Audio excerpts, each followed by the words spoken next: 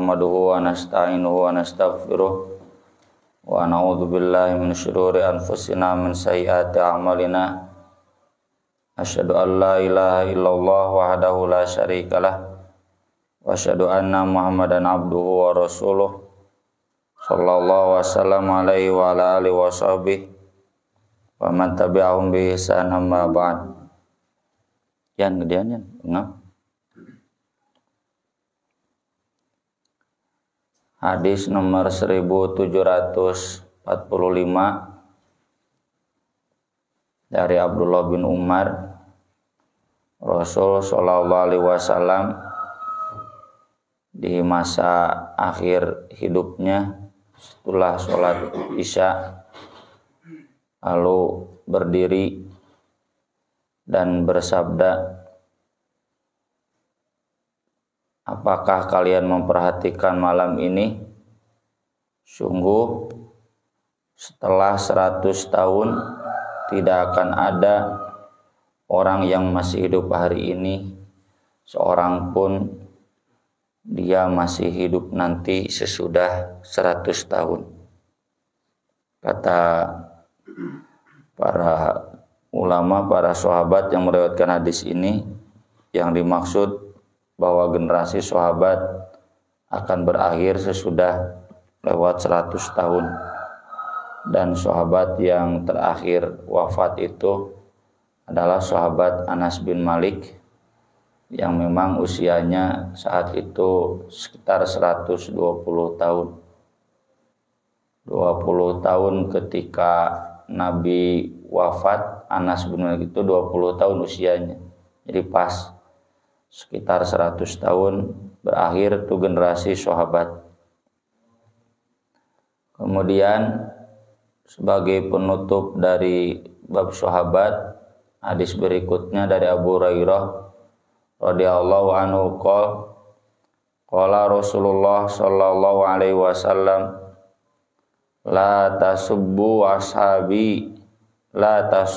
ashabi, janganlah kalian mencaci para sahabatku, janganlah kalian mencaci para sahabatku, baik muhajirin atau ansor. Kalau kita menyimak dalam hadis, dalam kisah, ada beberapa kekeliruan di sahabat. Contoh di perang Uhud, jangan dicaci. Atau ketika Nabi khutbah Jumat, saat itu sholatnya didahulukan, khutbah diakhirkan. Saat itu sedang masa paceklik, ada rombongan dagang dari Syam. Sahabatnya nuker ngabanu khutbah Jumat teh ninggalkeun Nabi we tinggal tersisa 12 orang. Nah, itu sahabat-sahabat yang itu jangan dihina, jangan direndahkan. Karena memang yang namanya sahabat tidak maksum, tidak bebas dari dosa, tidak suci dari dosa.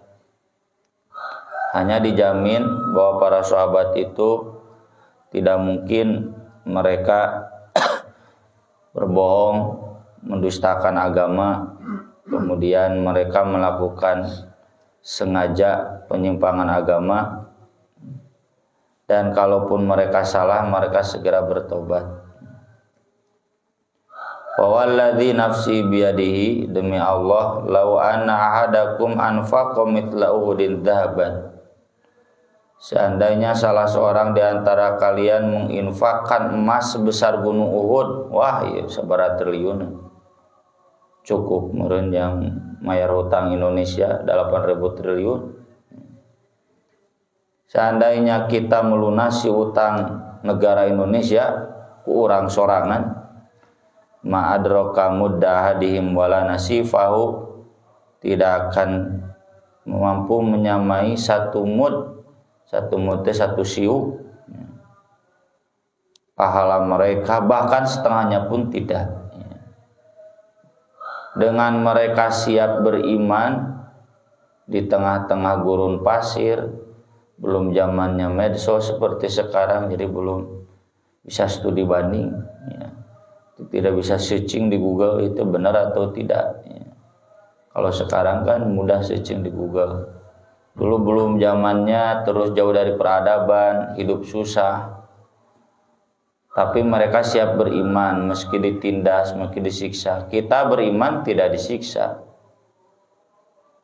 Mereka lebih dari rakyat Palestina, ya, ditindas, disiksa, diusir, dibunuh, dibantai. Orang Palestina masih kena bisa menikmati teknologi, ya, meski dengan sangat terbatas. Bukan saya merendahkan rakyat Palestina, tapi kata Nabi, saripuripuna bangsa Palestina hari ini, ya, jadi bangsa yang paling susah di dunia. Tetap tidak sebanding dengan susahnya para sahabat dulu. Buktina naon? Buktina sahabat mah dulu jihad bi amwalikum wa anfusikum. Ayeuna rakyat Palestina ngaredul kecuali Hamas, malah nyalahkeun Hamas. Pantes we. Mereka terjajah oleh Israel terus digorogoti teh, nah ada bongan teu daek ngelawan. Hanya Hamas dan para pendukungnya. Sisanya tidak, sahabat mah wah melawan sampai titik darah penghabisan. 5 tahun, 8 tahun atulah 5 tahun kalau ngukurnya ke Prakonak beres. Ini Palestina 75 tahun. Ya. Sultan Salahuddin Al-Ayyubi aja butuh 88 tahun. Mesir penjajah. Ya. Kita hampir 100 tahun Mesir penjajah. Ya. Tahun 350 tahun lah, mengabohong dijajah heula teuing. 350 tahun henteu. Eta we kita mulai dijajah mulai zaman Turki Imam Bonjol 1800-an akhir. Ya. 350 tahun mah mimiti Portugis datang ke Indonesia, tapi kan tidak langsung menjajah. Dan tidak semua se-Indonesia, mulai semua se-Indonesia seperah Aceh. Terakhir itu yang ditaklukkan itu Aceh, itu tahun 1900 awal. Nah, di sana mulai berkobar semangat perjuangan merebut kemerdekaan, dan itu jasa ormas-ormas Islam bikin SI dan jasa orang-orang sekuler. Tah hebatna di Indonesia teh dek nu sekuler dek nu Islam sarua berjihad ngalawan penjajah. Di Palestina mah anu jihad ngalawan penjajah teh nganungkul orang Islam namun sekuler nama nyararaman digaji ku Israel. Nah itu jadi sekali lagi bukan maksud saya merendahkan perjuangan rakyat Palestina. Kita doakan ngan hanjakal gitu tuh juga sahabat baheula.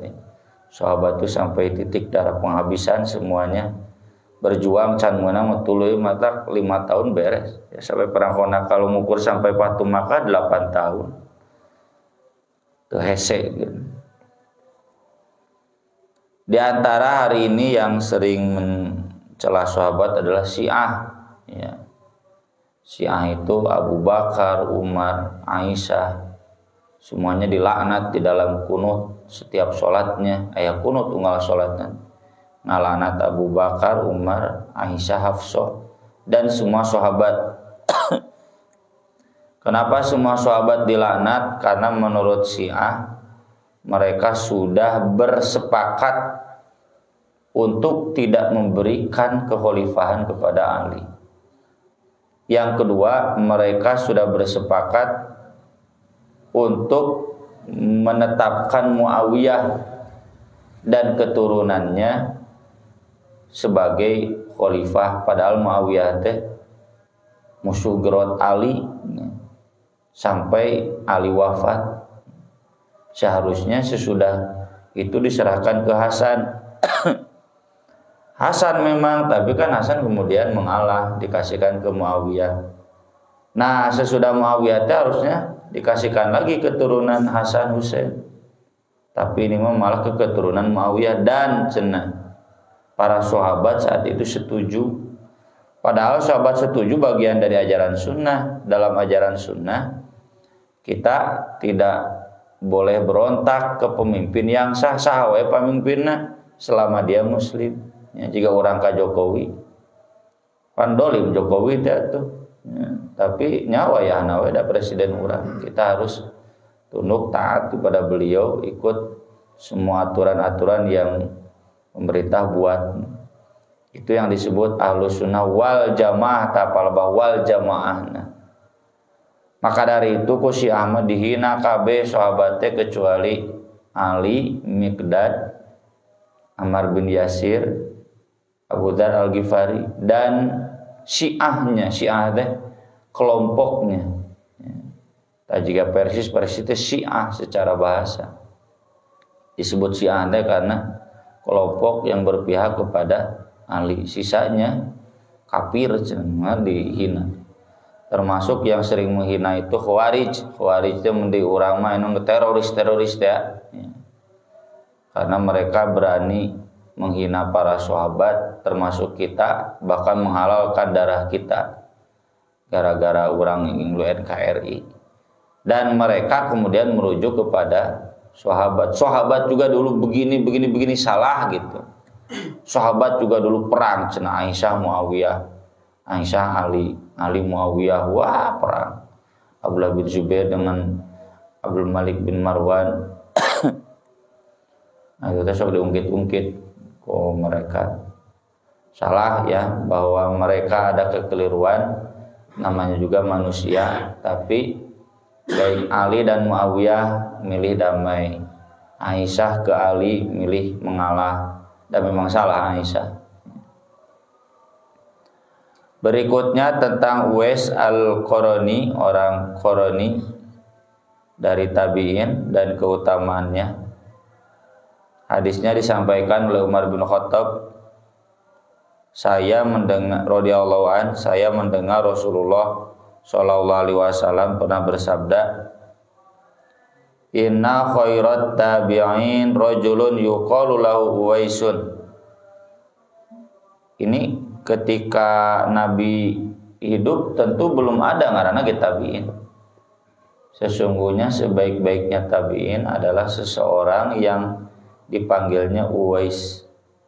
Walahu walidah, dia punya seorang ibu. Wa kana bihi bayad, dan dia punya penyakit belang, penyakit kulit, belang bodas. Naon lain hapur. Nya belang yang bodasan. Putih. Ada kan ya orang yang nya warna kulitnya belang gitu yang bodasan. Banyak lagi. Famuru, maka suruhlah dia falyastaghfir lakum, atau maksudnya mintalah dia untuk beristighfar untuk kalian. Jadi ini jaminan dari Nabi. Uwais Al-Qarani itu, orang Qaran itu, dia doanya diijabah. Dari Usair bin Jabir, dia menceritakan, maka setelah mendengar hadis itu, karena Umar bin Khattab radhiyallahu an idza ta'ali amdadu ahli Yaman, kalau datang kepada beliau para pendukung dari penduduk Yaman. Amdad itu pembantu umumnya, atasana bagian riweuh, bagian beberes mendiri di acara-acara. Kalau dalam perang ini sebagai pasukan tambahan, bukan pasukan inti, lain Kopassusna meureun ya, tambahan. Tamun urang mah naon baheula Pamswakarsa ya, Linmas ya, Amdad. Ini di zaman Umar, Nabi sudah wafat, kan ngaranna ge tabi'in. Kalau tabi'in berarti nabinya sudah wafat. Mereka generasi yang tidak sejaman dengan Nabi SAW. Dan Umar hidup sesudah Nabi wafat 12 tahun. Abu Bakar 2 tahun, kemudian dilanjutkan oleh Umar 10 tahun. Salahum, selalu bertanya, afikum Uwais bin Amir, di antara kalian ada Uwais bin Amir? Ya. Nggak ada. Nah, pada suatu waktu hatta ta'ala Uwaisin. Nah, cenah ini ada Uwais. Jadi pastinya orang tuanya nggak tahu ya, merengaran Uwais teh. Inilah mujizat kenabian, bisa tahu masa depan tentunya dari wahyu. Dan saat itu zaman Nabi Al-Qarn kemungkinan besar belum pada masuk Islam. Tapi cenah nanti ada yang namanya Uwais. Tentunya orang tuanya tidak tahu hadis ini karena tidak pernah bertemu dengan Nabi. Setelah bertemu, lalu kata Umar, anta Uwais bin Amir. Betul Anda namanya Uwais bin Amir? Naam, iya. Min Murad summa min Qaran. Dari Murad kemudian dari Qaran. Murad Qaran deh. Orang Sunda, orang Bandung cenah gitu. Ya, jadi Bandung lebih kecil dari Sunda kan. Orang Sunda, orang Garut. Dari Murad, dari Qaran. Qaran itu bagian dari Murad. Naam, iya. Fakana bika baros fabari taminu illa maudhi'a dirham. Kamu dulu cenah punya penyakit belang. Pigmennya kan warna kulitnya kurang bagus zatnya. Jadi belang bodas. Bodas sawo mateng kalau kita. Kamu dulu cenah punya penyakit belang.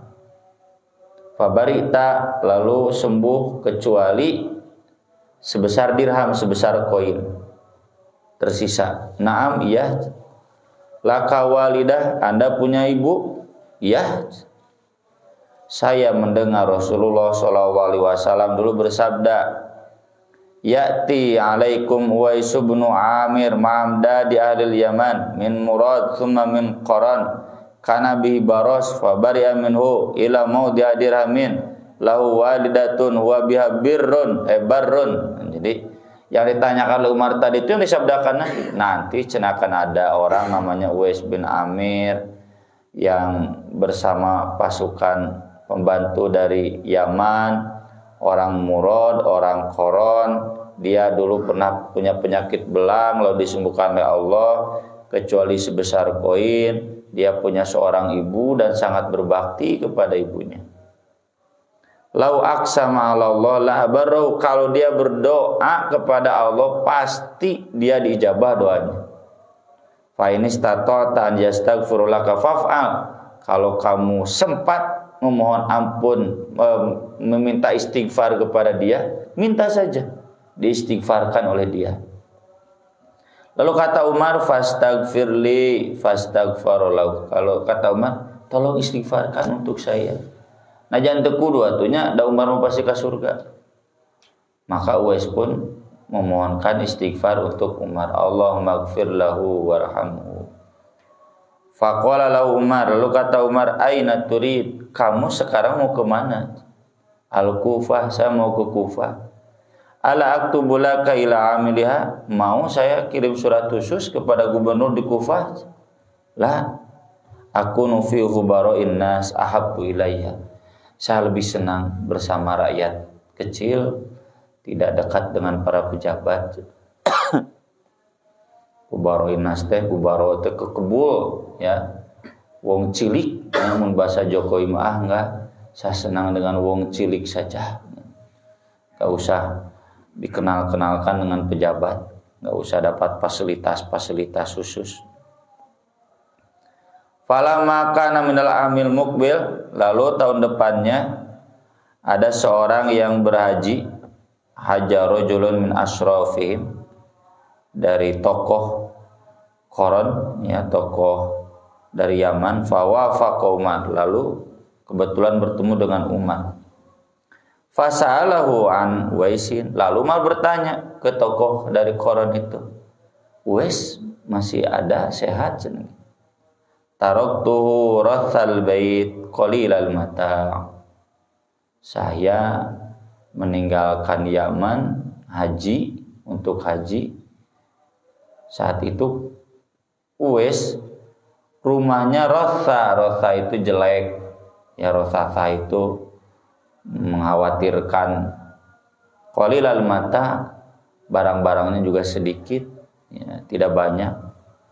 Rumahnya jelek, kemudian gak banyak barang, gak ada kulkas, gak ada mesin cuci, gak ada rice cooker, kompor gas gitu. Hawu. Qala kata Umar sami tu Rasulullah sallallahu alaihi wasallam yaqul, diulang yang tadi. Ya'ti alaikum Wais bin Amir mamda di ahli Yaman min Murad thumma min Qaran kana bi barasun fa bari'a minhu ila mawdi'a dirham lahu walidah wa biha barrun law aqsama ala Allah la barrahu fa in istata'ta an yastaghfiru laka faf'al. Fa'ata Waisan, lalu tokoh Yamani pun kemudian menuruti saran Umar. Oh, dia pun datang ke Uwais, pulangnya faqala istaghfirli. Enggak disebutkan siapa, pokoknya tokoh dari Yaman. Mohonkan ampun untukku, tolong istighfarkan aku. Qala, lalu kata Uwais, anta hadatsu ahdan bisafarin sholih. Anda baru pulang dari safar yang soleh, Anda baru pulang haji. Fastaghfirli, harusnya Anda yang memohonkan ampun untukku, kata Uwais. Mau balik hajimu, bersih kabeh dosa nanti nol deui. Qala, tapi kata istaghfirli enggak. Kata Umar juga, saya harus minta istighfar sama Anda untuk saya. Kata Uwais, anta ahdatsu ahdan bisafarin sholih fastaghfirli. Ya jadi debat pamenta-menta hampura. Ai orang mau debaten naon. Para omong ieu galon saya, bagian saya. Jadi perebut pagawean. Dan perebut pagawean Pak antep-antep pagawean. Silih tembleukeun. Lalu kata Uwais laki ta Umar, Anda cenah ketika haji bertemu Umar ya cenah. Naam iya. Fastaghfarolahu, lalu Uwais pun mengalah mendoakan ampunan untuk memohonkan ampunan untuk dia. Fafatina lahun nas, lalu orang-orang pun kemudian baru ternyata di tengah-tengah mereka ada orang yang istimewa yang doanya diijabah. Fantolaqu ala wajhi, mereka pun pada berdatangan ke Uwais al-Qarni teh. Kata Usair wa kasautu burdah, saya pun memberikan dia burdah. Burdah itu baju luar yang istimewa. Jika Raja Saudi atau orang-orang Saudi kan bajunya putih kan, pasti bodas orang Saudi mau memakai baju batik juga orang. Lalu pakai baju burdah yang hitam dia, ya, abaya mun ibu-ibu. Tapi kalau sekarang si MBS mah seringnya pakai yang warna emas. Dan rata-rata tuh staf kerajaan pakai baju luar itu warna emas. Ta eta burdah mun urang mah jas nu gagah anu hargana 2 juta. Mantes. Fakana kullama ra'au insan. Setiap kali ada seseorang yang lihat Uwais pakai jas gagah. Ya contoh misalkan pian kan tara make jas, diberi jas mahal 5 juta. Pasti pada nanya tuh, eta menang korupsi di mana? Korupsi duit cai. Min aina li Uwaisin hadil burdah. Nah, cenah Uwais ini halus itu cenah bajuna. Dari mana? Ya. Kenapa Nabi memuji Uwais? Tadi sudah ada isyarat-isyaratnya. Satu, dia berbakti kepada ibunya. Ya, maka yang masih tersisa orang tua, ibu, ya, terutama ya blugha indakal kibar, ketika ibu itu di usia tua, ya, sok manfaatkan, jangan sampai seperti hadis Jibril ka Nabi rogima an furujulin cenah dikusruk da cenah irung jelema, dia mengalami punya orang tua yang sudah tua renta, falam yadkhulul jannah, tapi dia tidak masuk surga gara-gara akibat dari mengurus orang tua. Dia antep wah cenah riweuh geus kolot ngadoa teh ngadoa buru we geura maot ngarah menang waris riweuh pan tuh komo nu leuwih parah kudu diombehan kasarna, kudu diuapan ya, sakit kudu nya di siga perawat teh urang teh kan kepada orang tua yang sudah tua renta. Sok pada mantep kan kayak mungkin maot pada darah rata riweuh kan warisna keur gering mah pada hari-hari. Bahkan anakna are-are ngadon minantuna nu ripu teh aya nu kitu. Yang kedua, dia punya penyakit belang dan dia sabar. Sok atuh ayatnya diurangnya belang ini misalkan wajahnya saware sawo matang sabulana bodas keur. Udah pada rujit batur teh, tapi beliau sabar. Ini sabar menanggung penyakit. Kemudian yang ketiga, dia hidup sederhana dan tidak ingin hidup kaya. Padahal Umar dikasih peluang, nanti saya kenalkan ke gubernur. Enggak. Biar saya seperti sekarang saja. Ini yang seperti kita bahas kemarin. Meski bagaimanapun, kalau kita sempat menjadi orang miskin, jadi orang miskin itu lebih baik daripada orang kaya. Orang miskin itu masuk surganya lebih dahulu daripada orang kaya. Orang kaya menunggu sampai 40 sampai 500 tahun. Jadi ke urang heula apa? Nah, nu lain mun balaeung hareugang madrasah engke paneuri ayeuna petang-tang peteng-teng. Kemau maaf lewat orang heula. Yang kedua, orang miskin itu nanti di akhiratnya kesenangannya lebih besar dibanding orang kaya, karena orang kaya mah sudah ditunaikan sebagian besarnya di dunia. Sok mending senang di dunia, mending senang di akhirat. Mending senang di akhirat. Jadi lamun orang miskin tong sok loba mengeluh. Lamun loba mengeluh lain jadi pahala anu jadi laknat. Geus mah dilaknat susah di dunia, sangsara dingke di akhirat anu setuju. Jadi berbahagialah kalau kita miskin, hirup ripuh, hayang boga mobil teu bisa bapak yang kawin deui teu bisa ulah bahasa si ibu. Jadi loba hutang ka itu ka dieu nikmati. Biar nanti kita puas-puasin senang di akhirat. Jadi misalnya aya haji nu kadangnya ayeuna mah teu ngawawuhan ka urang teh pada kubeungharna pisan ngararet gitara boro-boro nyumbang. Tang ke mah mun si haji eta asup surga jadi tukang sampahna di surga teh urang nu jadi dunungan. Kita yang lebih kaya daripada mereka. Mun urang sabar miskin loba mengeluh nya keneh we. Jadi selama kita bisa hidup miskin, ya lebih baik pilih itu, ya.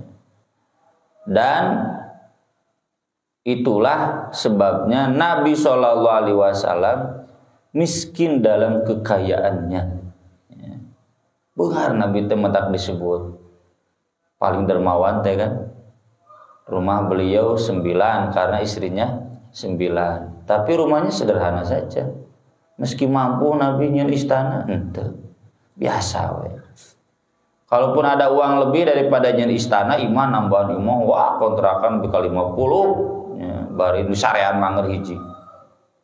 Maka Nabi lebih baik menyumbangkannya buat fisabilillah. Nabi punya kuda 5, tapi dalam jang pakeun Nabi, jang pakeun fisabilillah, jang jihad. Yang Nabi punya harta itu jang pakeun. Siga aya di Tasik boga ambulan di mana teh? Nah, aja ya ambulan. Nah, aja. Jadi mah anu pergi anu. Nah, Pak Haji teh diwakafkeun karunya, diwakafkeun ka RW bingung mikiran pajakna, bingung mikiran servis, bingung mikiran garasi. Toh saya gua abdi. Wah, ieu hate. Nih, gitulah Nabi teh. Cenah bikun ka fakir miskin, beak dibikeun ka fakir miskin. Oh, pianan mere mobil dijual. Ya. Moal jadi pahala lebar moal maca. Pan dina ayat Qur'an ge wala tu'tus sufaha. Orang miskin mah tong dibere harta. Nah, beak. Geus kitu tah farzuqum fiha waqsuhum. Dialas we rezeki dan pakaiannya. Nah, itu yang Nabi lakukan. Onta punya 9 karena istrinya 9. Tapi dalam perang istri nataranya lu kecuali Aisyah, Hafsah yang masih muda. Sisanya biar dipakai fisabilillah. Aya ambulan di garasi nanti aya Innova aya sedan. Haji sir-sir ieu Innova cenah kanggo DKM na acara-acara. Jamiah butuh pisan, jika pasanen butuh pisan. Mobil teh gitu, aing meuli kabeli ayeuna kumaha mikiran ka dituna servis jeung sajabana gitu ribut. Makanya dipake. Nya jika ayeuna di pasanen kan baroga mobil teh hakikatna mah da mobil pasantren. Dipake iraha wae bisa. Tah ieu mah cenah jang abdi sakeluarga dengan berapa orang. Jadi Nabi punya kekayaan tapi diperuntukkan buat fisabilillah.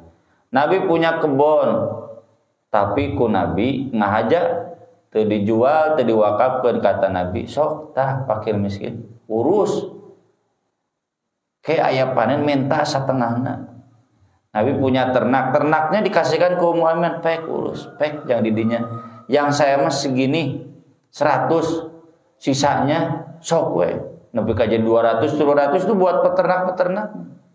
Jadi Nabi kaya tapi kaya dalam kemiskinan, miskin dalam kekayaannya. Makanya Nabi wafat nganjuk gandum 30 sote 75 kilo 3 karung. Tapi ngagadekeun baju besi itu harganya kurang lebih 50 jutaan. Mantes teu ngagadekeun 50 juta jang meuli 3 karung. Kenapa Nabi menggadaikan baju besi buat gandum?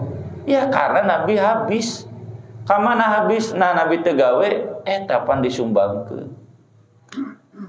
Beak babari tinggal nganjuk gitu. Ya, Nabi mah urang mah pandek nyumbang teh mikir 10 kali bisi beak. Padahal beak teh bae ke digantian. Nganjuk ya, di depot loba cai. Di cai atau loba duit ya. Tinggal nginjem. Nah, kasbon ke bebeja ka ari. Nah, itu Nabi. Ya, Nabi berhutang itu lain hutang kulantaran konsumtif. Ya, di urang mah hutang teh kulantaran konsumtif bari jeung hese mayar. Nabi mah utang itu karena terlalu banyak memberi. Nah ini yang dipilih oleh Uwais dan beliau tahu untuk itu. Jadi kalau orang sudah begini, wah geus hade agamana, doana pasti diijabah. Mudah-mudahan kita bisa meneladani akhlak beliau. Aku qouli hadza wa astaghfirullah li wa lakum. Subhanakallahumma bihamdik asyhadu an la ilaha illa anta astaghfiruka wa atubu ilaik. Wassalatu wassalamu ala Rasulillah. Wassalamualaikum warahmatullahi wabarakatuh.